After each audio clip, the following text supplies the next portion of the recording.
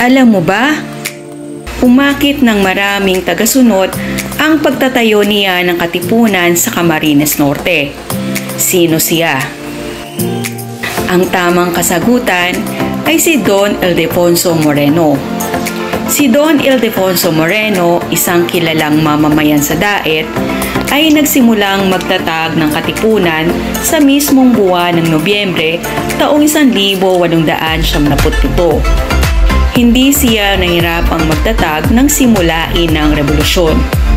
Ang katipunan sa Camarines Norte ay umakit ng maraming tagasunod at tagapagtaguyod, hindi lamang mga kilalang mamamayan ng Daet at iba pang bayan ng Labo, Talisay at Kalisgasan, kundi pati na ang prinsipalya at mga kasapi ng korte.